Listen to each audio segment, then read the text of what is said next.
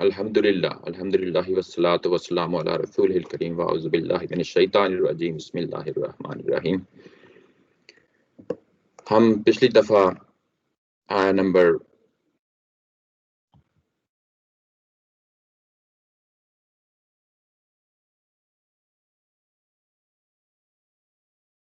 53 तक पढ़ लिया था। आज हम आया नंबर 54 से आगाज़ कर रहे हैं। इससे पहले कि आया नंबर 54 पढ़ें, पहले देख लेते हैं कि हमने पिछली दफ़ा क्या पढ़ा। मैं कोशिश करता होता हूँ कि पिछले जो कुछ पढ़ा होता है समराइज़ कर लें। उसकी वजह ये होती है कि हम एक नज़म के तहत कुरान मजीद को पढ़ रहे हैं और जो कुछ पहले पढ़ चुके हैं वो चीज़ भी आपके सामने रहनी चाहिए, ताकि वो नज़म ही के अंदर वो तमाम चीज़ें जो अभी तक हमने पढ़ी हैं वो आपके सामने रहें, वाज़े रहें। अगर मैं दरमियान से एक चीज़ पढ़ना शुरू कर दूं और पहले से जो चीज़ हमने पढ़ी है उसको समराइज़ ना करूं, तो बज़ाहिर ये महसूस होगा कि हर आया एक इंडिपेंडेंट इंडिविजुअल आया है। मैं ये नहीं करना चाहता। हम करते ये हैं कि जब भी सेशन स्टार्ट होता है, जो कुछ पहले पढ़ा होता है, जो इस्तिलाहात वहाँ पे इस्तेमाल हुई हुई, उनको हम दोबारा देख लेते हैं, ताकि वो चीज़ें आपके ज़हन नशीं अच्छी तरह हो जाएँ। अभी तक जो कुछ हमने पढ़ा है, वो तो आप जानते हैं कि पहले एक इब्तिदाइया था, जो आया नंबर 1 से लेके 39 तक हमने देखा। उसके अंदर जो मेजर थीम्स थे, वो सुनने अलाहिया के तौर पे वो हिदायत और ज़लालत का कानून था और उसके बाद तौबा और इस्तिग़फ़ार से मुतल्लिक़ अल्लाह ताला की सुन्नत का जो है ना, वो पहलू थे, जिनको हमने देखा। ये 2 चीज़ें नुमायाँ थीं, जो हमने इब्तिदाइया के अंदर देखी। इसके बाद एक और अल्लाह की सुन्नत का यानी यहाँ पे इज़हार हो रहा है। यूँ ही हम बनी इसराइल के हवाले से बात शुरू की थी, तो ये है जज़ा और सज़ा का तसव्वुर। जज़ा और सज़ा का जो तसव्वुर है, ये हमने पिछली दफ़ा बड़ी तफ़सील के साथ देख लिया था। अगर आप चाहते हैं कि दोबारा से वो क्या चीज़ है आपके सामने रहे, तो वो दोबारा से पिछला जो सेशन है रिकॉर्डेड है, देख लीजिएगा। अब हम इसी चीज़ को लेते हुए आगे बढ़ते हैं, वो ये कि इनको दावत पेश की गई है। दावत किस चीज़ की पेश की गई है? सबसे पहले इनको बताया गया कि तुम्हारा मनसब ये है, तुम्हारा स्टेटस ये है, ये कि तुम एक उम्मत हो, तुम इस उम्मत की हैसियत से तुम्हारी कुछ ज़िम्मेदारियाँ थीं, जो कुछ तुमने अदा करनी हैं और कुछ अल्लाह ताला की नेमतें तुम्हारे साथ जो है ना जुड़ी हुई हैं। वो जो नेमतें हैं, वो शहादत हक़ की नेमत है। वो ये कि इस दुनिया के अंदर जो अल्लाह ताला की गवाही है, तुम्हारी तौरात की सूरत में, वो तुम्हें अदा करनी है। ख़्वाह वो ईमान की हैसियत से हो, अमल की हैसियत से हो, पहले ईमान और अमल साले के साथ इन चीज़ों के साथ अपनी तौरात पे खड़े होना है और फिर दुनिया को गवाही देनी है कि ये वो हिदायत है जो हमें मयस्सर थी। जब आप तौरात पे खड़े हो जाओगे, तो उसके बाद यकीनन तुम उस मरहले पे आ चुके हो कि अब अगली वही जो तौरात के अंदर ही बयान हुई है कि जब वो वही आएगी, तो तुमने आगे बढ़ के लग के उसको इख्तियार करना है। अब वो वही आ चुकी है इस कुरान मजीद की सूरत में, तो इस वही को कबूल करो। अगर कबूल नहीं करते, तो तुम्हारे साथ एक हादसा है जो पेश आ जाएगा। बिल्कुल ऐसा ही हादसा जो माज़ी में कई एक हादसात पेश आए, जिसकी आगे इत्माम हुज्जत की सूरत में अल्लाह कुरान मजीद में इस दावत के बाद जो वाक़यात बयान किए जा रहे हैं, ये वही चीज़ें तो हैं बयान की जा रही हैं कि अब इस मरहले पे अगर इस कुरान को कबूल नहीं करते, तो तुम्हारे साथ एक और टर्निंग पॉइंट आ गया है। तुम्हारे साथ एक और मामला जो है ना हमने करना है, जिस तरह के मामलात हमने पीछे किए थे। और ये दावत जब पेश की गई कि कुरान को कबूल करो, साथ ही जो है वो सुन्नत का जो पहलू है नमाज और ज़कात का, उसको भी कबूल करो। और ये कहा गया कि नमाज तुम जो पढ़ रहे हो वही पढ़ो और जो ज़कात दे रहे हो वही अदा करो। लेकिन जब आप अपनी तुरात पे चलते-चलते कुरान तक पहुँच जाओगे, ऐसे ही तुम अपनी नमाज और ज़कात देते-देते इन लोगों के साथ आप मिलोगे नमाज़ पढ़ने के लिए। यानी इंतहाई खूबसूरती के साथ, इंतहाई हिकमत के साथ, इंतहाई बलागत के साथ ये चीज़ यानी कम्युनिकेट कर दी गई, पहुँचा दी गई, इबलाग कर दिया गया उस चीज़ का। जब ये चीज़ वाज़ेह हो गई, तो ये लोग नहीं माने। तो उसके बाद अल्लाह ताला की ज़ात ने बड़ी तफ़सील के साथ में कहा कि नहीं मानना तुम्हारा ये यकीनन क़यामत वाले दिन तुम्हें कोई ये चीज़ कि ये तुम्हारा जो इल्ज़ाम है कि हम एक یعنی ایک قوم ہیں، انبیاء علیہ السلام کی اولاد ہیں، ہماری اپنی کتابیں ہیں، ہمارے اندر اپنے نبی ہیں، یہ ہمیں بچا لیں گے، یہ تصور تمہیں کسی طور پہ تمہارے لیے سفارش کا باعث نہیں بنے گا، شفاعت کا باعث نہیں بنے گا، اور وہاں پہ کوئی نہیں ہے جو تمہاری مدد کے لیے آگے بڑھے گا۔ جب یہ لوگ نہیں مانے، یعنی بنیادی چیزیں ان تک پہنچا دی گئیں، ایمانیت کی ہوں یا عمل صالح کی ہوں۔ ایمانیت، اللہ پہ ایمان، کتابوں پہ ایمان جو کہ تورات کی صورت میں تھا، اور اس پہ آخرت پہ ایمان، یہ تینوں بنیادی کور چیزیں ان کو جو ہے نا پہنچائی گئیں، اور اس کے بعد صالح اعمال جس میں کہا گیا نماز اور زکوٰۃ، یہ چیزیں تمہیں کرنی ہیں، اور اس کے بعد اس ٹرننگ پوائنٹ پہ اس امت کے ساتھ جو آگے اب آ گئی ہے، اور اس کا وعدہ تمہاری اپنی کتابوں میں کیا گیا تھا، اب جب کہ یہ واقعہ ظہور ہو چکا، یعنی تمہارے سامنے آ چکا، تو اب سرنڈر کرو اور اس چیز کو قبول کر لو۔ جب نہیں کیا تو اس کے بعد اللہ تعالیٰ کی ذات نے اتمام حجت کے طور پہ وہ تمام واقعات جو ان کی تاریخ سے ہیں ایک ایک کر کے ان کو بیان کیا جا رہا ہے۔ ابھی تک ہم نے 3 واقعات جو ہے نا وہ پڑھ لیے ہیں، اور ان 3 واقعات کے اندر ایک کتاب کا جو ہم آیا نمبر 53 میں پڑھ رہے تھے کہ ہم نے موسیٰ علیہ السلام کو کتاب دی، یعنی کہ فرقان دی، یہ 3A کے طور پہ میں نے یہاں پہ لکھا ہے، آپ سامنے دیکھیں گے تو بریکٹ میں 3A ہے۔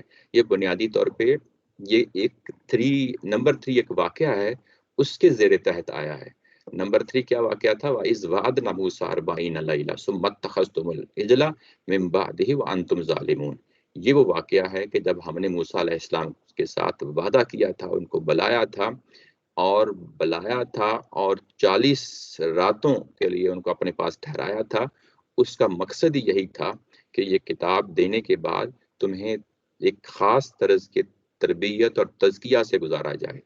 یعنی جب ہم تمہیں لے آئے ہیں مصر سے اور اس صحرا میں آ گئے ہیں، تو اب آگے تمہارا نیکسٹ مشن ہے، اس مشن تک پہنچنے سے پہلے ضروری ہے کہ تمہیں الہامی شریعت کے تحت تمہاری تربیت کر دی جائے، تمہیں اس مقام اور مرتبے تک پہنچا دیا جائے جس کے بعد تم اپنی اصل زمین جو تمہاری وعدے کی زمین ہے، جو کہ فلسطین کا علاقہ ہے، شام کا کچھ علاقہ تھا، اور ظاہر عربوں کا بھی کچھ علاقہ تھا، تو یہ وہ جگہ ہے جو ان کے لیے مقدس ٹھہرا دی گئی تھی، اور اس کی باؤنڈری ڈیفائن کر دی گئی تھی۔ سورہ مائدہ میں جا کے بڑی تفصیل کے ساتھ اس چیز کو دیکھیں گے۔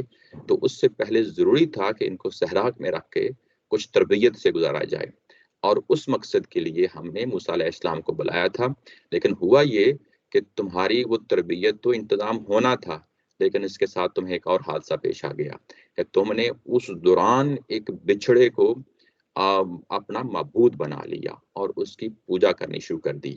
یہاں پہ آیا نمبر 52 کے اندر ثم عفونا عنکم، ہم نے تمہیں معاف کر دیا۔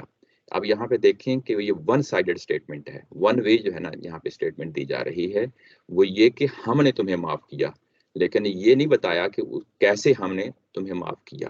یہ آگے آیا نمبر 54 میں جو ہے نا ہم جا کے تفصیل کے ساتھ دیکھتے ہیں۔ یعنی یہ جو تصور ہے معاف کرنے کا، کیا یہ ون سائیڈڈ ہوتا ہے؟ ایسا نہیں ہوتا۔ یعنی یہ انیشیٹو ہمیشہ پہلے انسانوں کی طرف سے ہوتا ہے، جیسا کہ پہلے ہم نے حضرت آدم علیہ السلام کے حوالے سے دیکھا کہ جب ان کے ضمیر پکار اٹھا کہ میں خطا پہ ہوں، مجھ سے غلطی ہو گئی، تو وہ فوری لوٹتے ہیں۔ یہ لوٹنا جو ہے یہی تو توبہ کہلاتا ہے۔ تو جب آپ لوٹتے ہیں تو اس کے بعد اللہ تعالیٰ کی ذات جو ہے نا اس لوٹنے پہ خوش ہوتی ہے اور تمہیں معاف کر دیتی ہے۔ تو یہاں پہ دیکھیں کہ ثم عفونا عنکم من بعد ذلک لعلکم تشکرون، میں نے تمہیں معاف کر دیا۔ کیا یہ ون سائیڈڈ تھا؟ نہیں، یہ ایسا نہیں تھا۔ آیہ نمبر 54 میں جا کے اس کو کھولا ہے درمیان میں۔ اور کیا وجہ ہے کہ میں نے تمہیں معاف کر دیا؟ کہ تاکہ تم شکر ادا کرو۔ یہ شکر ادا کرنے کی کیفیت کیا ہوتی ہے؟ کہ جس میں انسان توبہ کر لیتا ہے، رجوع کر لیتا ہے، اور اللہ کی رضا حاصل کرنے کے لیے تگ و دو کرتا ہے، اللہ کی نعمتوں پہ شکر ادا کرتا ہے۔ اللہ کی ظاہرہ ان کے پاس تو اس وقت اللہ کے رسول موجود تھے، تورات موجود تھی، تو انہوں نے شکر کے مقام پہ کھڑے ہونا تھا۔ ان واقعات کے اندر جو کی ورڈ ہے وہ شکر کا جذبہ ہے، یعنی یہ بار بار لفظ آئے گا جب بھی قرآن مجید پڑھیں، تو وہ جو لفظ بار بار آتا ہے وہ کی ورڈ ہوتا ہے، اس پہ فوکس کرنا ہوتا ہے، اس پہ ٹھہر کے ہمیں دیکھنا ہوتا ہے کہ یہ کیا چیز ہے، وہ کیا وجہ ہے جس چیز کو یہ بار بار رپیٹ کیا جا رہا ہے۔ تو یہاں پہ تشکرون کا جو لفظ آیا ہے، آگے بھی دیکھیں گے یہ بار بار آ رہا ہے، اور اس کو ابھی سے نوٹ کر لیں۔ آگے بڑھتے ہیں تو اسی واقعہ کے اندر یہ کہ ہم نے موسیٰ علیہ السلام کو کتاب دی، تورات دی، فرقان دی، تاکہ تم ہدایت حاصل کرو۔ یہ جو 40 راتوں کا جو وعدہ تھا جس میں حضرت موسیٰ علیہ السلام کو بلایا گیا، وہ ہم نے یہاں یہ بتایا جا رہا ہے کہ تمہارا بچھڑا جو ہے وہ تو تم نے عبادت کے لیے تیار کر لیا، لیکن کیا یہ اللہ کا وعدہ جو تھا وہ انکمپلیٹ چھوڑ دیا؟ نہیں، ہم نے کتاب دے کے چھوڑی تاکہ وہ تمہارے درمیان حق اور باطل کا فیصلہ کرے، تمہیں بتائے کہ توحید کیا ہوتی ہے، شرک کیا ہوتا ہے۔ یہ حق اور باطل کا فیصلہ کرنے والی کتاب تمہارے درمیان ہم نے اتار کے چھوڑی تاکہ تم ہدایت پہ آ جاؤ۔ اور وہ جو اوپر بات کہی تھی کہ ہم نے تمہیں معاف کر دیا، اس کو اب آیا نمبر 54 جو اگلی آیا ہے جو اب ہم نے پڑھنی ہے، وہ یہ کہ وَإِذْ قَالَ مُوسَىٰ لِقَوْمِهِ يَا قَوْمِ إِنَّكُمْ ظَلَمْتُمْ أَنفُسَكُمْ بِاتِّخَاذِكُمُ الْعِجْلَ۔ یعنی موسیٰ علیہ السلام نے اپنی قوم سے کہا کہ اے میری قوم، تم نے ظلم کیا ہے، تم نے ظلم کیا ہے، اپنی جانوں پہ ظلم کیا ہے۔ یہ جو اوپر 51 کے اندر بھی اگر آپ دیکھیں تو یہی لفظ آیا ہے۔ یہ 51 کے اندر وَأَنْتُمْ ظَالِمُونَ، یعنی یہ کہ تم نے بچھڑے کو اپنے معبود کے طور پہ اختیار کر لیا اور تم اپنی جانوں پہ ظلم ڈھا رہے تھے۔ یہ جو ظلم لفظ ہوتا ہے، یہ اردو زبان میں جب لفظ استعمال ہوتا ہے تو عمومی طور پہ ایک ہی معنی میں استعمال ہوتا ہے، وہ یہ کہ کسی پہ زیادتی کرنا۔ لیکن عربی زبان میں جب خاص طور پہ قرآن مجید کے اندر یہ لفظ استعمال ہوتا ہے تو جس جگہ پہ یہ ہوتا ہے وہاں ٹھہر کے دیکھ لیں کہ یہ کیا مطلب ہے اس کا۔ ہو سکتا ہے کہ زیادتی کرنے کے معنوں میں ہو سکتا ہے یہ شرک کے معنوں میں ہو سکتا ہے کہ اس کا کوئی اور معنی ہو، یعنی کفر کے معنوں میں بھی یہ لفظ استعمال ہوتا ہے۔ تو جس جگہ پہ یہ لفظ آیا ہے وہاں ٹھہر کے اس کو دیکھ لینا چاہیے کہ یہاں کس معنی میں آیا ہے۔ تو یہاں پہ جب 51 میں بھی استعمال ہوا اور اس کے بعد اب 54 میں بھی یہ استعمال ہوا ہے، تو یہاں پہ بھی اگر آپ دیکھیں تو دونوں جگہوں پہ یہ شرک کے حوالے سے ہے۔ شرک یعنی یہ ظلم ہوتا ہے یا ظلم جو لفظ ہوتا ہے، یہ اس کا اصلی معنی یہ ہے کہ کسی چیز کو اس کی اپنی جگہ سے ہٹا دینا، یعنی یہ لفظی معنی ہے۔ تو جب آپ کسی کے ساتھ ظلم کرتے ہیں تو گویا کہ آپ انصاف کو اپنی جگہ سے ہٹا رہے ہوتے ہیں۔ ایسے ہی جب آپ شرک کر رہے ہوتے ہیں تو گویا کہ اصل مقام اور مرتبہ تو توحید کا ہے، آپ نے توحید کو ریپلیس کر دیا ہے، اس کو ہٹا دیا ہے، اور اس کے نتائج ظاہر بھگتنے کے لیے پھر آپ تیار ہو جاتے ہیں۔ تو یہ قرآن مجید میں بتایا گیا کہ سب سے بڑا جو جرم ہے اس کائنات کا وہ یہی تو ہے جس کو ہم شرک کہتے ہیں۔ شرک کے بارے میں سورہ لقمان میں کہا گیا ان الشرک لظلم عظیم، یہ بہت بڑا ظلم ہے، یہ بہت بڑا ظلم ہے۔ اور اس کے بارے میں ہمیں یہ بھی معلوم ہے کہ قرآن مجید میں یہ سورہ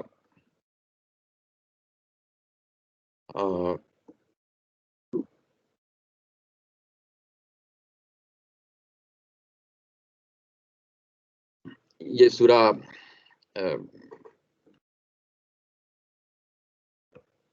النساء کے اندر ہے، میں ابھی آپ کے سامنے کھول دیتا ہوں۔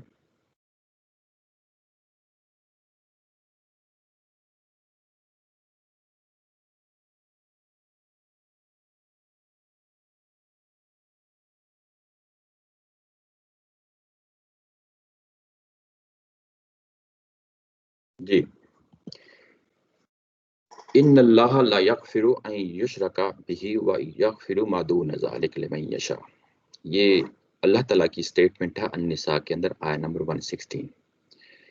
بتایا جا رہا ہے کہ قیامت والے دن اللہ ہر چیز کو معاف کر سکتا ہے، یعنی کوئی بھی جرم کر کے انسان آئے گا تو اس کو معاف کر سکتا ہے، لیکن ایسا جرم جس کو ہرگز معاف نہیں کیا جائے گا، وہ اللہ کے ساتھ اگر کسی کو شریک ٹھہرا کے آگے ہو قیامت والے دن تو یہ ہرگز معاف نہیں کیا جائے گا۔ یہ اپنی نوعیت کے لحاظ سے اس طرح کا یہ معاملہ ہے۔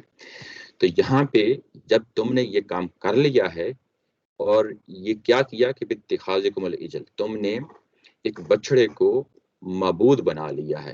یہاں معبود کا لفظ نہیں آیا، یہ یعنی ایک جس کو ہم حذف کہتے ہیں قرآن مجید کے اندر، یہ کامن سی چیز ہے، یہ زبان کا پہلو ہے کہ بعض اوقات ایک چیز واضح ہوتی ہے، انڈرسٹوڈ ہوتی ہے، وہ بیان نہیں کی جاتی۔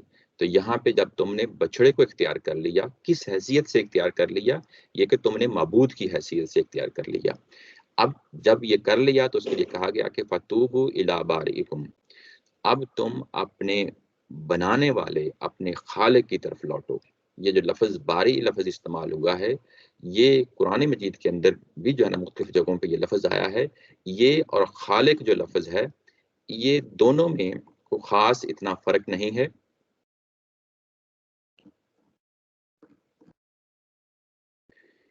سورہ حشر میں آتا ہے هو اللہ الخالق الباری المصور،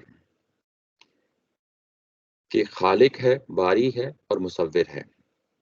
خالق جو ہے، یہ جب اس طریقے سے یہ لفظ آتے ہیں مل جل کے ایک ہی جگہ پہ، تو خالق کا مطلب ہوتا ہے جو سٹرکچر تیار کرتا ہے، جو ڈیزائن بناتا ہے، اور باری کا مطلب ہوتا ہے کہ جو اس ڈیزائن کے اندر اس کو ٹھیک ٹھاک کر دیتا ہے، اس میں چیزوں کو اضافہ کرتا ہے تاکہ اس ڈیزائن کی شکل آگے بڑھے، اور جب وہ چیز مکمل ہو جاتی ہے تو مصور کا لفظ استعمال ہوتا ہے۔ یعنی چیز کو مکمل کرنے کے لیے مصور، باری کا جو ہے وہ اس چیز کے اندر جو تصویر ہے، وہ خاکہ جو بننا ہے، اس کے لیے لفظ باری آتا ہے، اور خالق جو ہے وہ اس کو اوریجنلی جو بالکل سٹارٹ سے ڈیزائن اور سٹرکچر ہوتا ہے، ابھی کھڑا نہیں ہوتا، سکیچ ہوتا ہے، تو اس سے جو چیز آپ کھڑی کرتے ہیں وہ باری کی فیز میں داخل ہوتی ہے، اور باری کے بعد وہ مصور کی فیز میں داخل ہو جاتی ہے۔ تو یہاں پہ لفظ باری کا لا کے یہ بتایا گیا ہے کہ اصلاً جو پیدا کرنے والی ذات ہے وہ اللہ تعالیٰ کی ذات ہے، نہ کہ انسان ہیں۔ انسانوں کے اندر یہ صلاحیت ہے ہی نہیں۔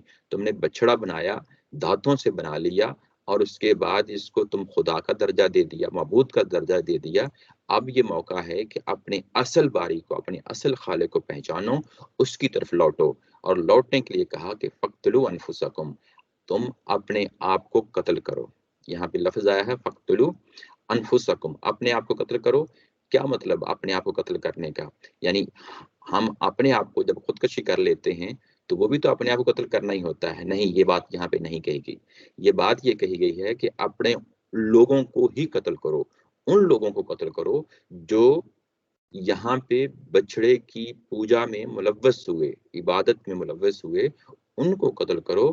ذالکم خیر لکم عند بارئکم، یہی بات تمہارے پروردگار کے پاس، تمہارے خالق کے پاس، تمہارے مالک کے نزدیک یہی چیز بہتر ہے کہ تم یہ کام کرو۔ فتاب علیکم، جب تم نے یہ کام کر لیا، اس کے بعد انہ هو التواب الرحیم، تو وہ اللہ تعالیٰ کی ذات ہے جو معاف کرنے والی ہے، بخشنے والی ہے، اور رحیم ہے، جس کی شفقت ابدی ہے۔ یہاں پہ جب یہ کہا گیا کہ تم اپنے لوگوں کو قتل کرو، تو یہ بائبل کے اندر بھی یہ واقعہ اسی طریقے سے نریٹ ہوا ہے۔ کیوں قتل کرو؟ اس لیے کہ تم نے یہ جو کام شرک پہ مبنی کیا ہے، یہ لازمی طور پہ ایک سزا رکھتا ہے، اور یہ سزا جب تک تم کو دی نہیں جائے گی تم پاک نہیں ہوگے۔ یہ پاک نہیں ہوگے، یہ اگر آپ دیکھیں تو اگلے جو حاشیہ نمبر 134 ہے، اس کے اندر اس کو بڑی تفصیل کے ساتھ جو ہے نا وہ کیا گیا ہے۔ یہ جو سزا ہوتی ہے شرک کی رسولوں کے دور میں، کہ اگر رسولوں کے دور کے اندر ہوتے ہوئے لوگ اسلام قبول کریں، اسلام قبول کریں اور اس کے بعد واپس لوٹ جائیں، اس کو ہم ارتداد کی سزا کہتے ہیں۔ یہ سزا جو ہے یہ ہم سورہ بقرہ میں جا کے بھی دیکھیں گے۔ یہاں پہ اہل ایمان کے لیے بھی جب مکہ فتح ہو گیا اور اس کے بعد یہ طے کر دیا گیا کہ ان لوگوں پہ اتمام حجت ہوا ہے، اتمام حجت ہوا ہے، اور وہ لوگ جنہوں نے ابھی تک اسلام قبول نہیں کیا، ابھی تک کفر پہ ڈٹے ہوئے ہیں، ان کی سزا بھی یہی ہے کہ اب ان کو تحت دیگ کر دیا جائے، اور وہ لوگ جو انہوں نے اسلام قبول کر لیا، اگر وہ خدا نخواستہ واپس لوٹ جاتے ہیں، اصرار کرتے ہیں، شرک پہ مبنی یعنی اپنی زندگی گزارتے ہیں، تو ان کے لیے بھی سزا یہی ہے کہ ان کو تحت دیگ کر دیا جائے۔ یہ وہ سزا ہے جس کا یہاں پہ ذکر کیا جا رہا ہے۔ اچھا، اور جب یہ سزا ان کو دے دی گئی تو ہمیں پتہ چلتا ہے بائبل سے کہ یہ تقریباً یہ کتنے لوگ تھے؟ یہ ہزاروں میں لوگ تھے۔ یہ کچھ سینکڑوں میں نہیں تھے، دسیوں بیسیوں نہیں تھے، ہزاروں میں تھے۔ 3000 کا جو ہے نا تقریباً یہ لوگ ہیں جو بائبل کے اندر یہ ہمیں پتہ چلتا ہے کہ یہ مارے گئے اس ساری صورتحال کے اندر۔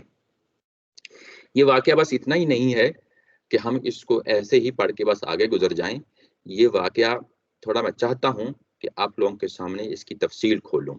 وہ یہ کہ میں ظاہر ہے پڑھ کے تو آگے گزر جاؤں گا، آپ مطمئن ہو جائیں گے اس چیز سے، لیکن یہ ہماری موجودہ زندہ سوسائٹی کے اندر یہ مسائل کریٹ کرتے ہیں۔ یہ اس طرح کی جو ہے نا آیات وہ ہمارے لیے تو شاید نہیں کرتے، لیکن وہ لوگ جو ان آیات کو پڑھتے ہیں اور اس کے بعد اپنے معاشرے کے اندر شرک دیکھتے ہیں اور شرک کا کلا کما کرنے کے لیے وہ پھر تلوار اٹھاتے ہیں، بندوق اور ہتھیار اٹھاتے ہیں اور لوگوں کو مارنا شروع کر دیتے ہیں۔ یہ بات واضح رہنی چاہیے کہ قرآن مجید کے اندر کسی کو سزا دینے کا جو تصور ہے یہ صرف اور صرف دو ہی صورتیں ہیں۔ یہ سورہ مائدہ میں جا کے پڑھیں گے، وہ دو صورتیں کون سی ہیں؟ سورہ مائدہ کی آیت نمبر 34 ہے، من قتل نفسا بغیر نفس او فساد فی الارض فکأنما قتل الناس جميعا، یعنی دو ہی صورتیں ہیں، جا کسی شخص نے کسی شخص کو قتل کیا ہو، جو قاتل ہے وہ پھر حکومت اس کو سزا دیتی ہے کہ وہ اس کو بھی قتل کر دیا جائے، یعنی قاتل جو ہے اس کی سزا یہی ہے کہ اس کو بھی قتل کر دیا جائے۔ یہ ایک پہلو ہے۔ دوسرا پہلو جو قرآن مجید ہمیں بتاتا ہے وہ یہ کہ جو فساد فی الارض ہے اس کی سزا بھی یہی ہے کہ ان انسانوں کو قتل کر دیا جائے، یعنی یہ دو ہی سزائیں ہیں۔ یعنی ایک قاتل اس کی سزا تو لازمی طور یہ ہے کہ اس کو قتل کر دیا جائے۔ اب ہمیں سوچنا ہے، سمجھنا ہے کہ یہ فساد فی الارض کیا چیز ہے۔ یہ سورہ مائدہ میں جا کے ہم جو ہے نا بڑی تفصیل کے ساتھ دیکھیں گے، میں آپ کے سامنے ویسے اس کو رکھ دیتا ہوں۔ جب ایک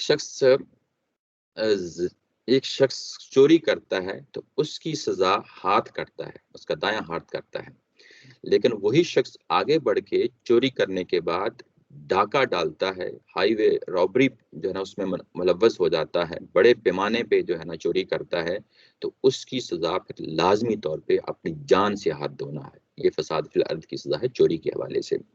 ایسے ہی ایک شخص جو زنا کرتا ہے وہ تو ہمیں معلوم ہے کہ 100 کوڑے ہیں، لیکن اگر ایک شخص آگے بڑھ کے ریپ کرتا ہے یا پروسٹیٹیوشن کا پیشہ اختیار کر لیتا ہے، یعنی ان دونوں کے لیے، ریپ کے لیے اور پروسٹیٹیوشن کے لیے، دونوں کے لیے اسلام میں سزا یعنی جان سے جانا ہے۔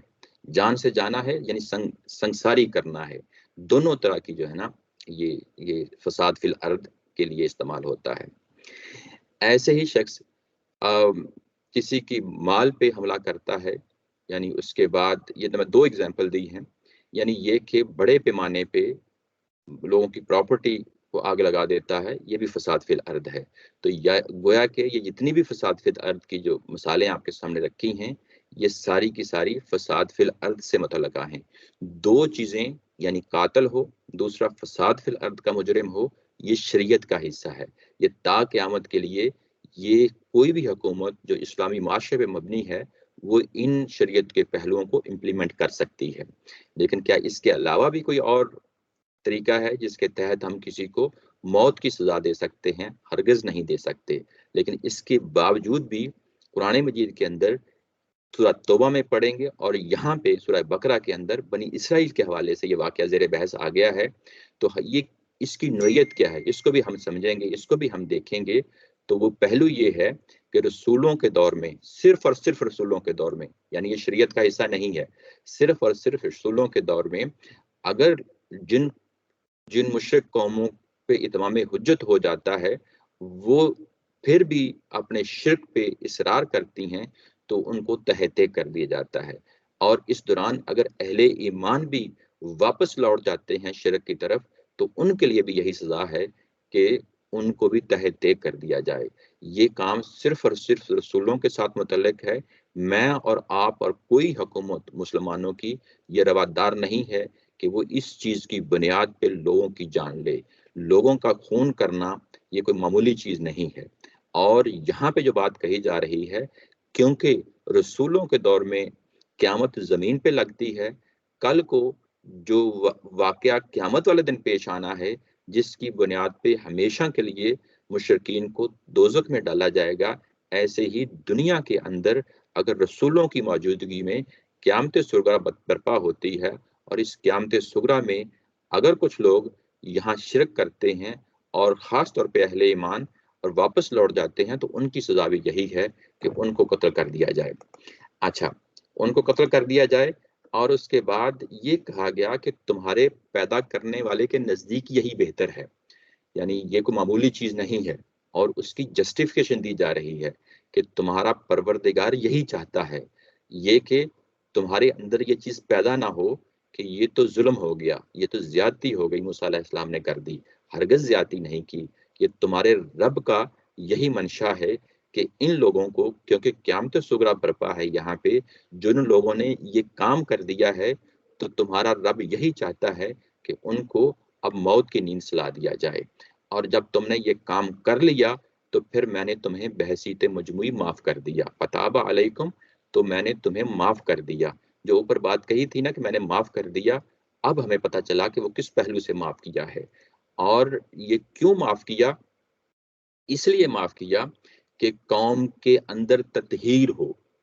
یہ بڑا اہم جو ہے نا کنسپٹ ہے۔ جب دنیا کے اندر رسول آتے ہیں، اتمام حجت ہوتا ہے، تو وہ جو لوگ مسلمانوں کی صفوں کے اندر ہوتے ہیں ان کی بھی تطہیر ہوتی ہے۔ ایک لفظ ہوتا ہے تزکیہ، ایک ہوتا ہے لفظ تطہیر۔ تزکیہ جو ہے وہ تو انفرادی طور پہ میرا اور آپ کا ہو رہا ہوتا ہے، ہم نمازیں پڑھتے ہیں، ہم اخلاقیات کو اختیار کرتے ہیں، ہم زکوٰۃ دیتے ہیں، تو یہ تزکیہ ہے جو ہمارا ہو رہا ہوتا ہے۔ لیکن جب بحیثیت مجموعی پوری قوم کا تزکیہ ہو رہا ہو تو اس کے لیے تزکیہ کا لفظ مناسب نہیں ہوتا، اس کے لیے ہم لفظ تطہیر کہتے ہیں۔ تو یہ کہ بحیثیت مجموعی تمہاری قوم کے اندر جو کچھ ہو چکا ہے اس کی تطہیر کرنا بڑا ضروری ہے، تاکہ وہ دوبارہ تمہاری وہی پوزیشن حاصل ہو جائے جس پہ تمہیں اللہ تعالیٰ کی ذات دیکھنا چاہتی ہے رسولوں کے دور میں۔ یہاں پہ ایک خاص پہلو ہے، میں آپ کی طرف یعنی آپ کی توجہ اس کی طرف مبذول کرانا چاہتا ہوں۔ یہ 134 کا جو حاشیہ ہے اور یہاں پہ جو حوالہ دیا گیا ہے ڈیٹرانومی کا بائبل سے، وہاں پہ آخری جملے ہیں، میں نے ہائی لائٹ کیے ہیں، چنانچہ اس دن لوگوں میں سے تقریباً 3000 مرد خیت آئے۔ مرد خیت آئے یہ محاورے ہیں کہ یعنی قتل کر دیے گئے، اور موسیٰ نے کہا آج خداوند کے لیے اپنے آپ کو مخصوص کرو، یعنی وہی لفظ جو اوپر آیا ہے نا کہ توبہ کرو، اپنے آپ کو مخصوص کرو، یعنی کیسے؟ یعنی بائبل کا بیان اور قرآن کا بیان جو ہے وہ کس خوبصورتی کے ساتھ جو ہے نا ان چیزوں کو بیان کر رہا ہے۔ یعنی اپنے ایمان کی تجدید کرو، جب تم رجوع کرتے ہو، توبہ کرتے ہو، تو یہ ایمان کی تجدید ہی تو ہوتی ہے۔ بلکہ ہر شخص اپنے ہی بیٹے اپنے ہی بھائی کے خلاف ہو، یعنی اپنے ہی بیٹے اپنے ہی بھائی کے خلاف ہو، یعنی جن لوگوں نے یہ جرم کیا ہے شرک کا، وہ اپنا بیٹا ہی کیوں نہ ہو، اپنا بھائی ہی کیوں نہ ہو، وہ قتل ہونا چاہیے، تاکہ وہ تم کو آج ہی برکت دے۔ کتنی خوبصورت بات ہے کہ آج تم کو برکت دے، یعنی کہ وہ تمہیں ری انسٹیٹ کر دے، تمہیں وہی پوزیشن دے دے جس پوزیشن میں تمہیں میں دیکھنا چاہتا ہوں۔ یعنی جیسا اوپر بیان کیا گیا تھا نا کہ ذالکم خیر لکم عند بارئکم، یعنی جس پوزیشن میں میں تمہیں دیکھنا چاہتا ہوں، جس بلیسنگ میں، جس شکر میں تمہیں لانا چاہتا ہوں، وہ تطہیر ہی تو ہے، اور کیا ہے؟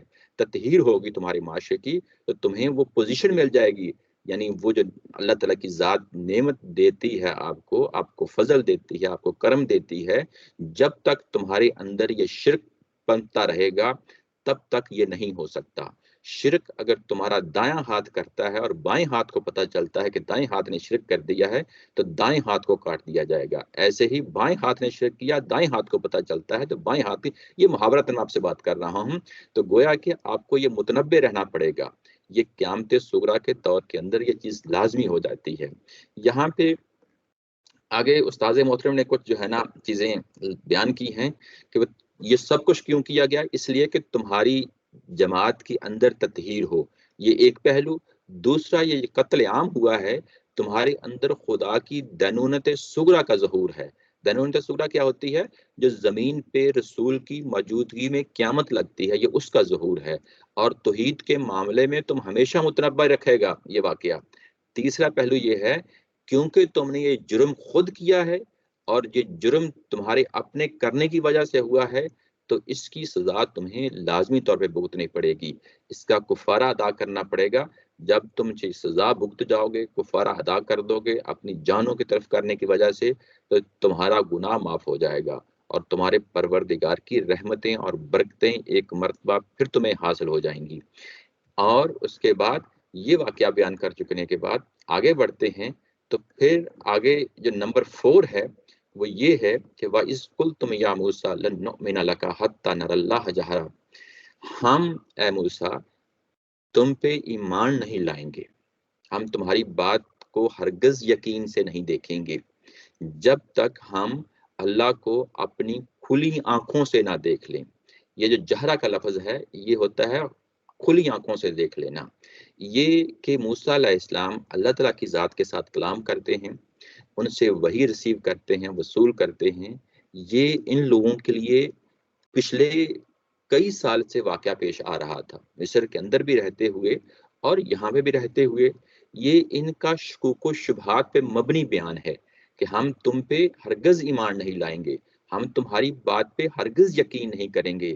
یہ ان کی بدبختی ہے، یہ ان کی بد نصیبی ہے کہ ایک رسول کی موجودگی میں ان کو چیلنج کر دیا ہے۔ دیکھیں، اگر آپ نے اپنے اطمینان کے لیے، اپنی تسلی کے لیے، تشفی کے لیے یہ سوال کرنا تھا کہ ہم اپنے اللہ کو دیکھنا چاہتے ہیں، تو یہ سوال حضرت موسیٰ علیہ السلام نے خود بھی کیا ہے، آگے چل کے سورہ اعراف میں دیکھ لیں گے۔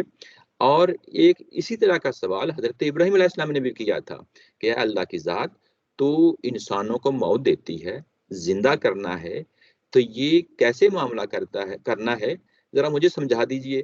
تو اللہ تعالیٰ کی ذات نے جو ہے نا، آگے چل کے دیکھیں گے اسی سورہ کے اندر، تو اللہ تعالیٰ کی ذات نے ابراہیم علیہ السلام کی تسلی اور تشفی کے لیے کچھ پرندوں کا انتظام کیا تھا، ان پرندوں کو مارا تھا اور اس کے بعد دوبارہ وہ پرندے زندہ ہو گئے تھے۔ تو جب آپ ایک تسلی اور تشفی کی صورت میں اپنے رسول سے پوچھتے ہیں تو یہ سوال کی نوعیت بھی بڑی مختلف ہوتی ہے، لیکن جب آپ یہ کہتے ہیں کہ لن نؤمن لک حتی نری اللہ جہرا، کہ ہم تو اپنی آنکھوں سے دیکھیں گے تو پھر ہی یقین کریں گے، یہ ایک بغاوت ہے، یہ ایک بد نصیبی ہے، بدبختی ہے، یعنی یہ شکوک و شبہات میں مبنی بیان ہے۔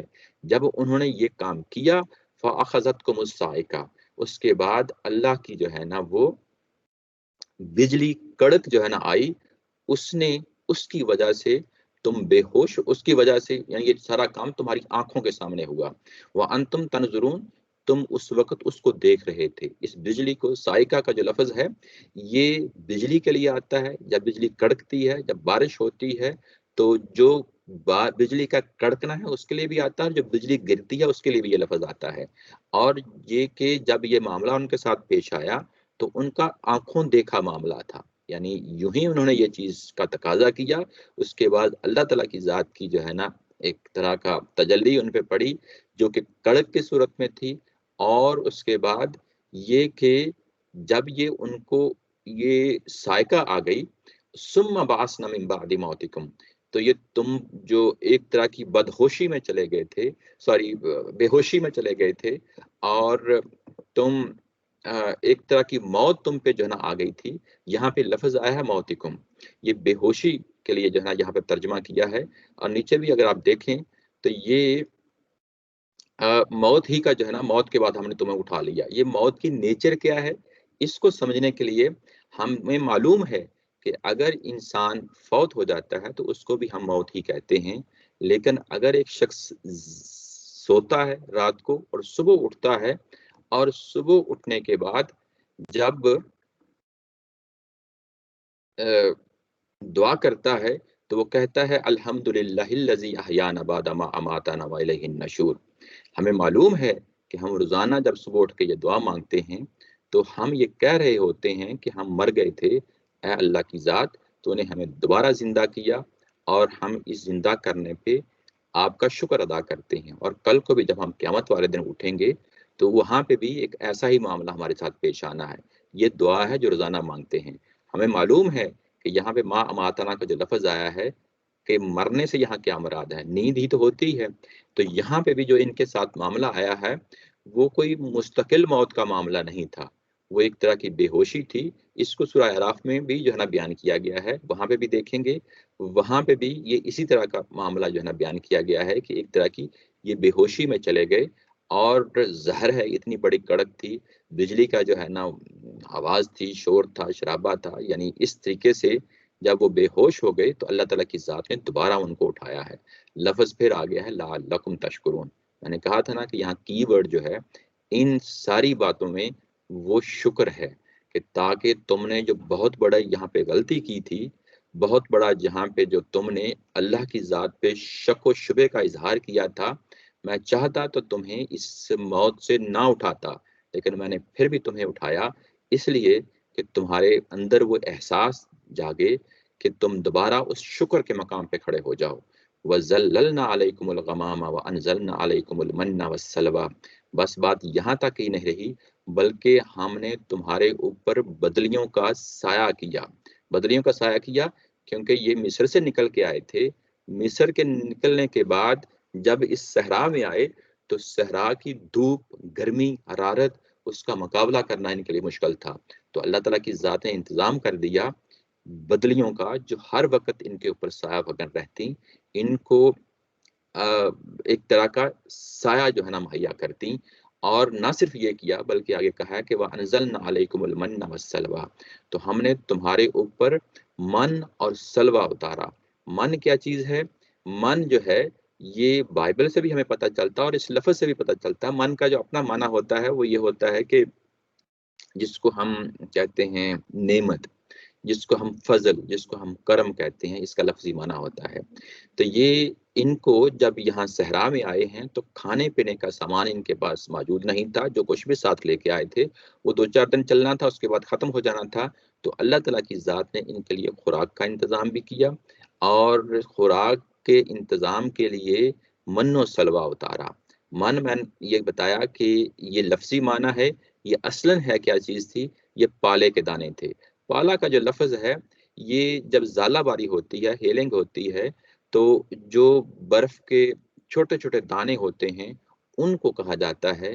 تو گویا کہ یہ اپنی نوعیت کے اندر کوئی ایسی شبنم کے، اوس کے، ڈیو کے جو ہے نا وہ ڈراپس ہوتے تھے، ایسے جو ہے نا وہ شکل میں ہوتی تھی جیسے پالے کے دانے ہوتے ہیں. اور یہ جمع کر لیتے تو اس کو روٹی کے طور پہ، خوراک کے طور پہ استعمال کرتے. یہ جب روزانہ صبح کے ٹائم جو ہے نا یہ معاملہ ان کے ساتھ ہوتا تو سورج کی حرارت بڑھنے سے پہلے پہلے یہ ان کو اکٹھا کر لیتے ان دانوں کو اور اس کے بعد سٹور کر لیتے تو پورے دن کے لیے ان کی یہ خوراک کا انتظام بن جاتا. یہ خوراک کا انتظام اس کو بائبل میں جب کہا گیا من کو تو اس کے بعد روٹی کا لفظ استعمال ہوا ہے، گویا کہ یہ روٹی کے طور پہ اس کو استعمال کرتے تھے. اس کے بعد سلوا کا لفظ استعمال ہوا ہے. سلوا یہ پرندے تھے جو ان کو شام کے وقت غول کے غول آتے اور یہ بٹیروں کی نوعیت کے جو ہے نا پرندے تھے. اور جیسے بٹیروں کو پکڑنا آسان ہوتا ہے ایسے ہی ان پرندوں کو پکڑنا آسان ہوتا تھا. اور گویا کہ یعنی روٹی کے ساتھ سالن اور ترکاری کا معاملہ بھی ان کے ساتھ کر دیا گیا. اور یہ کہ دونوں چیزوں کے ساتھ اب اپنی زندگی جو ہے نا آغاز کر سکتے تھے. خوراک کا انتظام کر دیا، حرارت کا انتظام کر دیا کیونکہ وہاں پہ ان کے پاس رہائش کے لیے ابھی مکان تو تھے ہی نہیں وہاں پہ صحرا میں.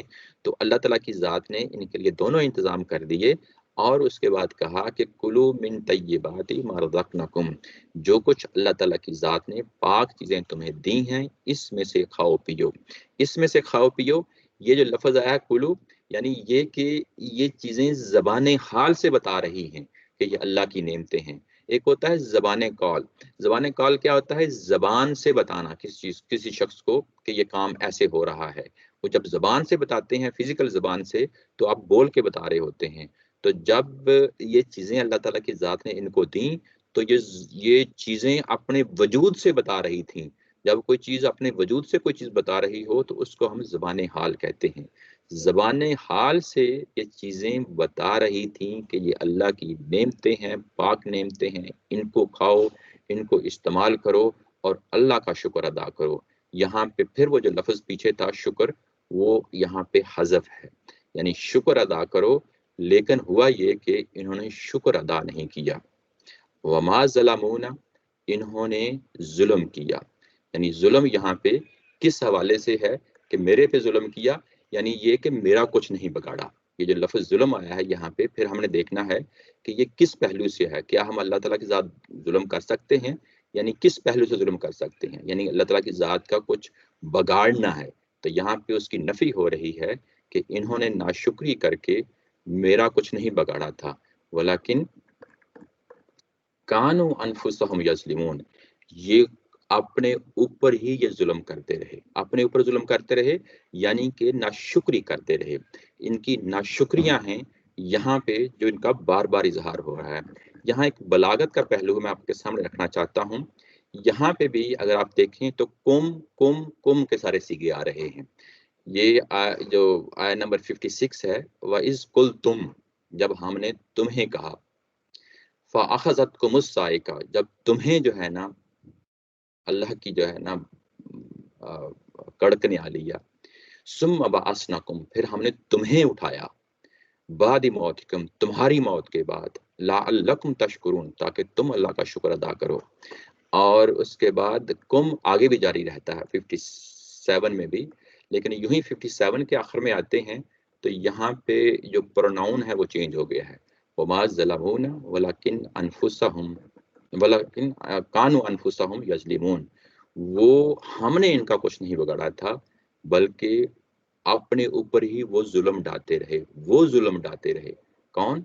अब यहाँ पे मुंह मोड़ के बात कही जा रही है, यानी पहले बराह रास्त खिताब करके बात कही जा रही थी, अब यहाँ पे एक मुख्तलिफ प्रोनाउन ला के जब कुरान मजीद इस तरीके से दूसरा प्रोनाउन लाता है तो इसका मतलब ये होता है कि यहाँ एक बेजारी का इजहार किया जा रहा है।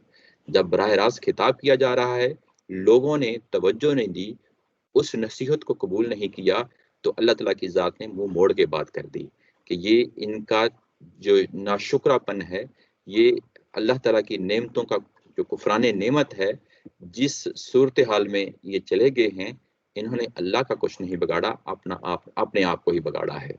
तो ये एक थर्ड जो पर्सन का प्रोनाउन ला के बात की गई है, वो बेजारी के मफहूम के अंदर जो है ना यहाँ पे बात की गई है। दूसरा एक और पहलू है जो आपके सामने मैं यहाँ लाना चाहता हूँ। अगर आप देखें तो आया नंबर 55 में जो नंबर 4 मैंने वाकया बयान किया, और उसके बाद नंबर 5 बयान जो है ना नीचे ब्रैकेट में लिखा हुआ है 56 के ऊपर, ये वज़ल्ललना अलैकुमुल गमामा, ये वाकया एक अलग वाकया है।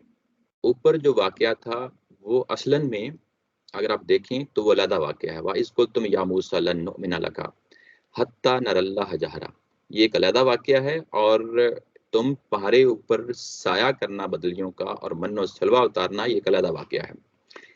इन दोनों को उस्ताद मोहतरम ने एक ही पैराग्राफ में रखा है, और जो चीज़ बज़ाहिर नज़र आती है, बड़ी खूबसूरत आती है, वाइज़ के साथ एक वाकया का स्टार्ट होता है। जब भी कुरान मजीद के अंदर वाइज़ आता है तो यहाँ पे इसका एक अंडरस्टूड होता है मफ़हूम के याद करो। यहाँ पे ये देखें कि वज़ल्ललना अलैकुमुल गमामा, यहाँ पे वाइज़ नहीं आया। जब ये नहीं आया तो फिर इसको अलग पैराग्राफ होना चाहिए था, यानी वाकया अलग है, लेकिन फिर भी क्योंकि वाइज़ जो ऊपर था, इसको एक तो ये है कि हम वाइज़ को यहाँ पे भी हज़फ मान लें, एक ये भी वजह हो सकती है। दूसरी वजह, जब मान लेंगे तो फिर हमें अलग पैराग्राफ शुरू करना पड़ेगा।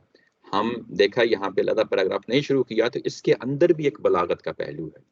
वो बलागत का पहलू ये है कि ऊपर तुमने तो अल्लाह ताला की ज़ात का इनकार किया था ना, अल्लाह ताला की ज़ात यानी पर्सन से मामला था कि हम अल्लाह को खुद अपनी आंखों से देखना चाहते हैं, अल्लाह की ज़ात को देखना चाहते हैं।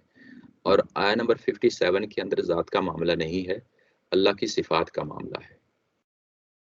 यानी वो जो चीज़ें नेमतें बरसा रही है, वो नेमतें देख के ये अल्लाह ताला की ज़ात तक पहुंच सकते थे। ये नेमतें मन्नो सलवा जो है, ये कोई ऐसा वाकया नहीं था कि कॉमन सेंस का था, एक अनहोना वाकया था, और किसी स्टेज पे वो ट्रिगर हुआ है। वो ट्रिगर मूसा अलैहिस्सलाम की दुआ से हुआ है, इनके मामलात से हुआ है, और इनके अंदर अचानक उसका ज़हूर पज़ीर हुआ है। ये अल्लाह ताला की सिफ़ात हैं जो सामने आती हैं। इंसानी अक़ल ने पहुँचना था और अल्लाह ताला की ज़ात को पहचानना था। ये वहाँ पे भी ना पहचान सके, ज़ात को भी ना पहचान सके, और अल्लाह की सिफ़ात को भी नहीं पहचान सके। इसलिए कहा कि वमा ज़लमूना वलाकिन कानू अनफुसहुम यज़लिमून। ये बहुत अहम जो है ना पहलू है जो आया नंबर 56 और 57 यानी पैराग्राफ के अंदर, जो पैराग्राफ की अपनी तरतीब है नज़म के लिहाज से, वो भी बड़ी खूबसूरती के तरीके से हमारे सामने आ जाता है। आगे बात बढ़ाते हैं। नंबर 6 जो है वो ये है कि वाइज़ कुल नदखुलू हाज़िहिल करिया, اگلا واقعہ یہ کہتا ہے کہ اب تم ایک بستی میں داخل ہو جاؤ، فَكُلُوا مِنْهَا حَيْثُ شِئْتُمْ رَغَدًا، اور اس بستی میں داخل ہو چکنے کے بعد جہاں سے جی چاہو مزے سے کھاؤ پیو، شئتم یعنی یعنی چاہنا، رغدن مزے سے، بافراغت طریقے سے، سہولت سے، یعنی تمہیں فراوانی سے ایک چیزیں ملیں گی وہاں اس بستی میں داخل ہو جاؤ۔ اور جب تم داخل ہوگے وَادْخُلُوا الْبَابَ سُجَّدًا، داخل ہوگے تو سجدہ کرتے ہوئے داخل ہونا، وَقُولُوا حِطَّةٌ نَغْفِرْ لَكُمْ خَطَايَاكُمْ، اور داخل ہوتے وقت اس بستی میں اللہ تعالیٰ کی ذات سے استغفار چاہنا، اور اللہ تعالیٰ کی ذات تمہیں تمہاری خطائیں معاف کر دے گی، وَنَسَنَزِيدُ الْمُحْسِنِينَ، اور پھر اس کے بعد جو اچھا رویہ اختیار کریں گے ہم انہیں مزید نعمتوں سے جو ہے نا نوازیں گے، ہم ان کے لیے مزید جو ہے چیزیں مہیا کریں گے۔ یہاں اس آیت نمبر 58 کے اندر اگر دیکھیں تو یہاں لفظ آیا ہے کریا۔ کریا جو ہے چھوٹے دیہات کے لیے بھی آتا ہے لفظ، اور بڑے علاقے کے لیے یا بڑی بستی کے لیے یہ سب آ جاتا ہے۔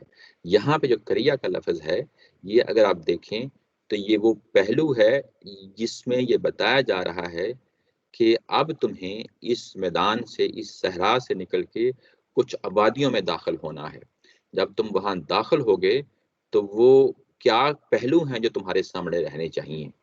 وہاں یہ سورہ مائدہ میں جائیں گے تو بڑی تفصیل کے ساتھ ہمیں پتہ چلتا ہے کہ یہ جن علاقوں میں ان کو داخل ہونا تھا ان کو فتح کرنا تھا، فتح کر کے وہاں رہنا تھا، تو اللہ تعالیٰ کی ذات نے جس طرح میدان بدر میں مسلمانوں سے کہا کہ تم جاؤ وہاں پہ میدان بدر میں اترو، تمہیں بس کھڑے ہونا ہے، اس کے بعد میرے فرشتے ہیں جو تمہارے ساتھ کھڑے ہوں گے اور یہ معاملہ آٹومیٹیکلی تمہارے ہاتھ میں آ جائے گا۔ ایسے ہی معاملہ ان کے ساتھ ہونا تھا کہ تم جب تم بستیوں میں داخل ہوگے تو اس کے بعد یہ بستیاں تمہاری ہیں، اور اس کے بعد یہ جو تمہیں یہاں پہ بھوک اور پیاس کا مسئلہ ہے، یہاں خوراک کا مسئلہ ہے، یہ ختم ہو جائے گا، اور تمہیں تمہاری مرضی کی غذا وہاں پہ ملے گی، تمہاری جو چیز چاہو گے تمہیں ملے گا وہاں پہ۔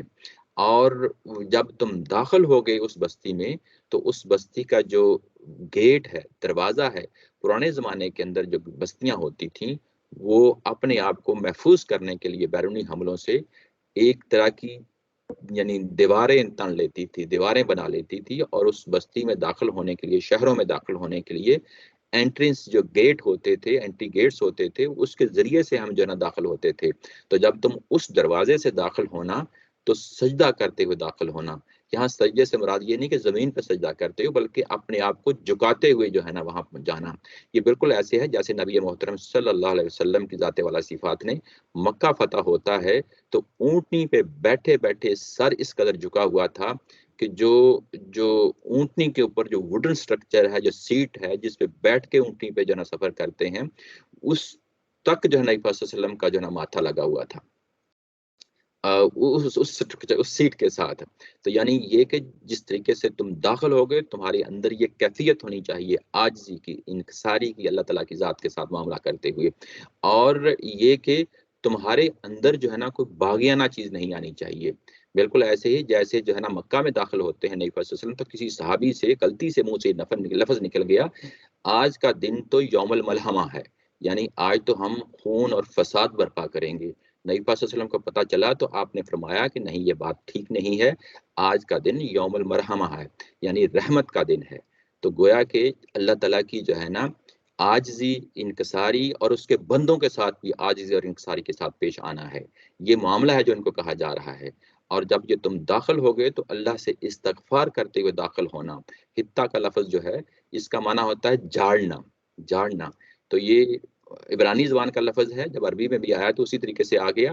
جھاڑنے کا کیا مطلب ہوتا ہے؟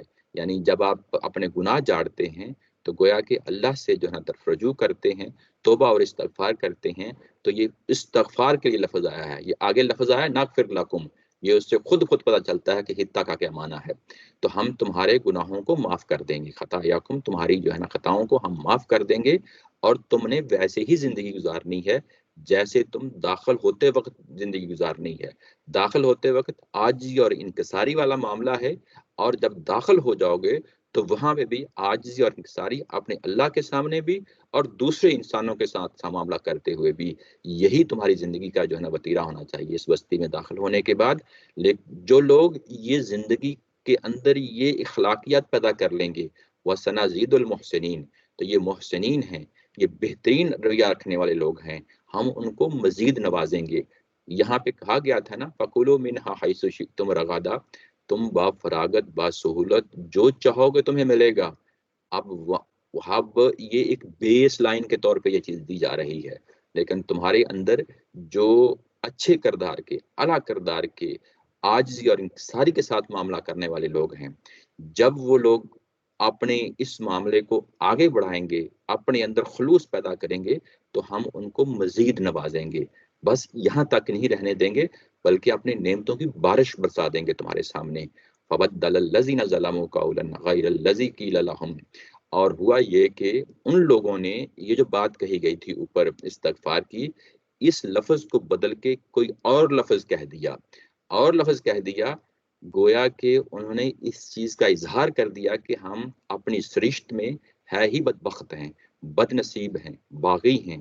فَأَنزَلْنَا عَلَى الَّذِينَ ظَلَمُوا رِجْزًا مِّنَ السَّمَاءِ بِمَا كَانُوا يَفْسُقُونَ، اور ان کی ان باغیانہ کوششوں کی وجہ سے، ان کی اس ناشکریوں کی وجہ سے، یہاں پہ یفسقون کا لفظ آیا ہے، فسق، یہ فسق ناشکری کے لیے آیا ہے، ان کی ان ناشکریوں کی وجہ سے، ان کی ان حرکتوں کی وجہ سے ہم نے آسمان سے ایک آفت ان کے لیے اتاری۔ یہ رجز کا لفظ آیا ہے، رجز کا مطلب ہوتا ہے یعنی عذاب، ان کے لیے ہم نے عذاب اتارا ہے، یعنی آسمان سے عذاب اتارا ہے۔ کیا مطلب؟ یہ اسی طریقے سے محاورہ ہے جیسے ہم اپنی اردو زبان میں استعمال کرتے ہیں کہ قہر ٹوٹ پڑا آسمان سے، اللہ کا عذاب اتر آیا، اللہ کی کوئی آفت اتر آئی آسمان سے۔ جس طرح پینڈیمک کا دور ہے، ایسے ہی ظاہر ہے کہ ہم بیان کر رہے ہوتے ہیں کہ یہ اللہ کا عذاب ہے، تو ایسے ہی ان کے اوپر کوئی عذاب نازل ہوا تھا۔ ہمیں معلوم ہوتا ہے بائبل سے یہ کہ وہاں پہ طاعون کی بیماری پھیلی تھی، اور ایک حدیث سے بھی ہمیں معلوم ہوتا ہے کہ طاعون کی بیماری پھیلی تھی ان کے، اور اس طاعون کی بیماری کی وجہ سے یہ تقریباً 24,000، بائبل کی اپنی جو ہے نا سٹیٹمنٹ ہے، قرآن مجید کی نہیں، کہ 24,000 لوگ جو ہے نا یہاں پہ مارے گئے، ان کے مارے گئے۔ اور بائبل میں ہمیں یہ بھی پتہ چل رہا ہے کہ یہ جو معاملہ ہے گیٹ کے اندر داخل ہونے کا، اس کے علاوہ بھی انہوں نے جرائم کیے تھے۔ یہ لفظ آیا ہے نا کانو یفسقون، تو یہ ایک جمع کا صیغہ ہے، تو جمع کے صیغے میں ہو سکتا ہے کہ اور بھی انہوں نے کام کیے ہیں۔ تو بائبل سے ہمیں پتہ چلتا ہے کہ انہوں نے مقامی عورتوں کے ساتھ زنا کاریاں کی، مقامی لوگوں کے ساتھ جو ان کی دیویاں تھیں ان کی پرستش کی، ان کی دیویوں پہ قربانیوں کے چڑھاوے چڑھائے۔ تو یہ وہ چیزیں تھیں، یہ جو چیزیں ان کو منع کر دی گئی تھیں، وہ چیزیں وہ وہاں جا کے بھی دہراتے رہے، تو جس کے نتیجے میں اللہ تعالیٰ کی ذات نے ان کو عذاب کے اندر دھر لیا۔ آگے بڑھتے ہیں۔ اس کے بعد یہ کہا گیا کہ یہ نمبر 7 ہے واقعہ یہاں پہ، وَإِذِ اسْتَسْقَىٰ مُوسَىٰ لِقَوْمِهِ فَقُلْنَا اضْرِب بِّعَصَاكَ الْحَجَرَ، اور ہم نے یہ کہا کہ اے موسیٰ، جب ان کو پانی کی ضرورت پڑی، یہ پانی کی ضرورت کہاں پڑی؟ یہ دوبارہ جو ہے نا صحرا میں آ جاتے ہیں۔ یہ جو درمیان میں ایک علیحدہ واقعہ بیان ہوا ہے، میں اس کے بعد میں تو جو ہے نا بیان کرتا ہوں کہ اس کی کیا وجہ ہے کہ وہ تاریخی طور پہ بعد کا واقعہ جو ہے نا درمیان میں رکھ دیا گیا، یہ بات میں بتاتا ہوں۔ پہلے یہ کہ یہ بات جو ابھی ہے اس کو پڑھ لیتے ہیں، یہ کہ ان کو پانی کی ضرورت پڑی، اور پانی کی ضرورت کب پڑی ہے؟ یہ واقعہ ہے جب یہ مصر سے اس صحرا میں آتے ہیں، اور اس صحرا میں ایک خاص دشت ہے، ایک خاص میدان ہے جس کو دشت سین کہا جاتا ہے، اور وہاں پہ جو جگہ ہے اس کا نام ہے قادس۔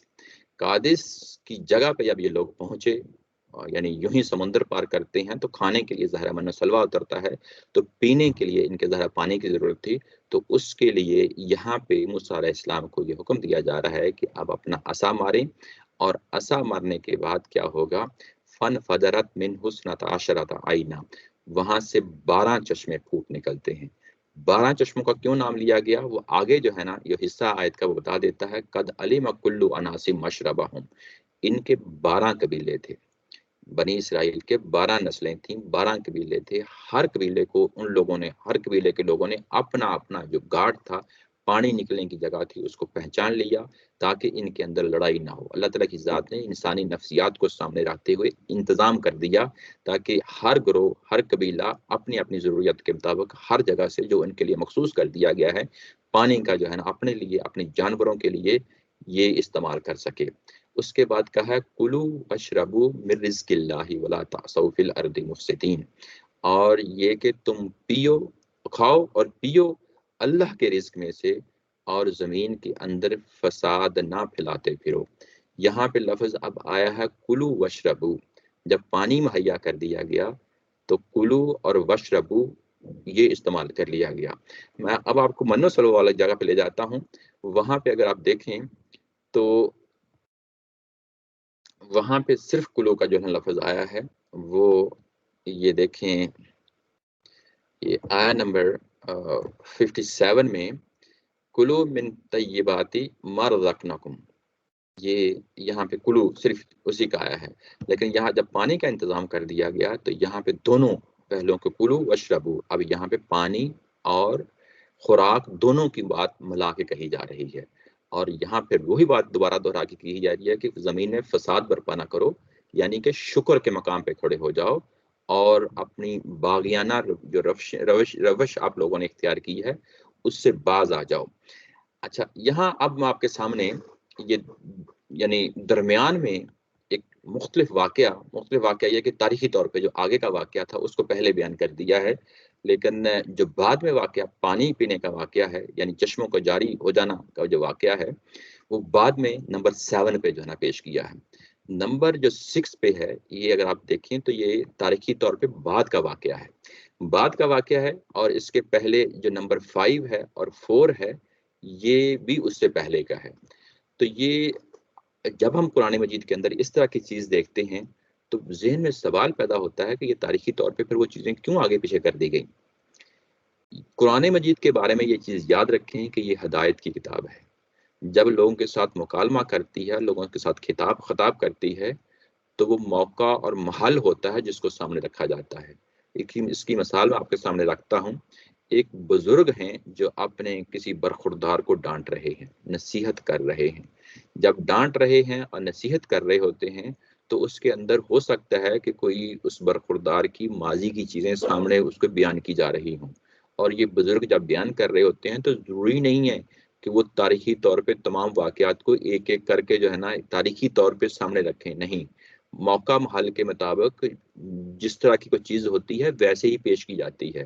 تو یہاں پہ جب ان کو بنی اسرائیل کو، جو مدینہ کے لوگ ہیں، ان کو یہاں پہ اتمام حجت ہو رہا ہے، اللہ تعالیٰ کی ذات نے اپنی حکمت کے تحت، اپنی علم کے مطابق، جو لوگوں کے مزاج کے مطابق بات ہوتی ہے اس کے مطابق جو ہے نا وہ بیان کر دیتے ہیں۔ تو یہاں پہ اسی چیز کو سامنے رکھتے ہوئے اللہ تعالیٰ کی ذات نے اپنی حکمت کے مطابق چیزوں کو اس طریقے سے پیش کیا ہے تاکہ وہ بات صحیح امپیکٹ کے ساتھ ان تک پہنچے جو ان تک پہنچانا مقصود ہے۔ لیکن یہاں پہ ایک نظم کا پہلو ہے، وہ میں آپ کے سامنے رکھتا ہوں، اس سے چیزیں اور خوبصورتی، یعنی یہ نصیحت کا پہلو، حکمت کا پہلو تو اپنی جگہ، وہ اس سے کوئی انکار نہیں ہے، لیکن اس نظم کے اندر جب ہم اس کو دیکھتے ہیں تو وہ جو پہلو ہے، وہ پہلو کیا ہے؟ وہ یہ کہ اگر آپ دیکھیں کہ یہاں پہ نمبر 4 میں اللہ کی ذات کا انکار، نمبر 5 میں اللہ کی صفات کا انکار، اور اس سے پہلے جو چیز تھی نمبر 3 میں جو جناب بیان کی گئی تھی، سوری نہیں، نمبر 5 کے اندر ہی، نمبر 5 کا جو واقعہ ہے جس میں یہ بادلوں کا سایہ کرنا اور ان کے اوپر من و سلوہ کا آ جانا، بادلوں کا سایہ کرنا، من و سلوہ کا آ جانا، یہ کوئی مستقل چیز نہیں تھی، یہ پاسبل ہے نا، یہ ساری چیزیں، یعنی ایک مناٹنی پیدا ہو جاتی ہے، بندہ کھاتے کھاتے جو ہے نا تنگ پڑ جاتا ہے، اور وہ آگے بھی واقعہ آئے گا ایک اور جس میں جو ہے نا یہ اس چیز کی شکایت کر رہے ہیں کہ ہمیں بس یہی کھانے کو دیا جا رہا ہے، ہمیں کوئی اور بھی چٹخارے والی چیزیں بھی دی جائیں، تو وہ تو آگے واقعہ آئے گا۔ لیکن یہاں پہ ایک طرح کی وہ جو کیفیت پیدا ہو جاتی ہے انسان کے اندر، اس چیز کے حوالے سے میں توجہ دلانا چاہتا ہوں کہ جب ان کے اوپر بادلوں کا سایہ کیا گیا اور من و سلوہ دیا گیا، اور بس بات اتنی ہی نہیں تھی، بات یہ تھی کہ ان کو بتا دیا گیا تھا کہ مستقبل میں تمہیں اور بھی بہت کچھ ملنے والا ہے، یہ اللہ کی جو نعمتیں ہیں یہ وقتی انتظام ہے، یہ کوئی مستقل انتظام نہیں ہے، جو مستقل انتظام ہے وہ تمہیں آگے کریا میں داخل ہونا ہے، جب تم کریا میں داخل ہوگے تو وہاں پہ تمہارے کھانے پینے کا کیا، تمہاری زندگی کے انتہائی جو بھی لوازمات ہو سکتے ہیں وہ سارے کے سارے تمہیں دستیاب ہوں گے۔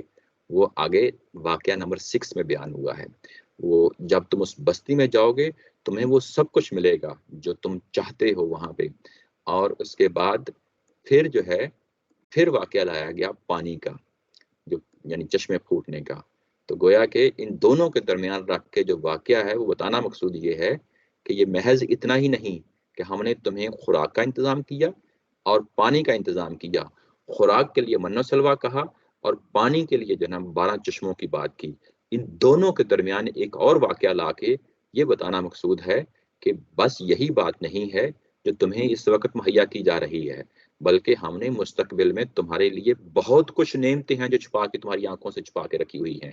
اور کل کو جب جو اصل ٹارگٹ ہے، یعنی تمہیں وقتی طور پہ جو جہاں ٹھہرایا جا رہا ہے، یہ مستقل ٹارگٹ نہیں ہے کہ تم ہمیشہ جو ہے نا اسی صحرا میں رہو گے، نہیں، یہاں تمہاری تربیت ہوگی، تمہارا تزکیہ ہوگا، تمہارا تطہیر ہوگا، اور تزکیہ تطہیر کے بعد جو اصلاً بعض میں خالصتاً جو لوگ بنیں گے ان کو لے کے ہم اگلی آبادی تک لے کے جائیں گے۔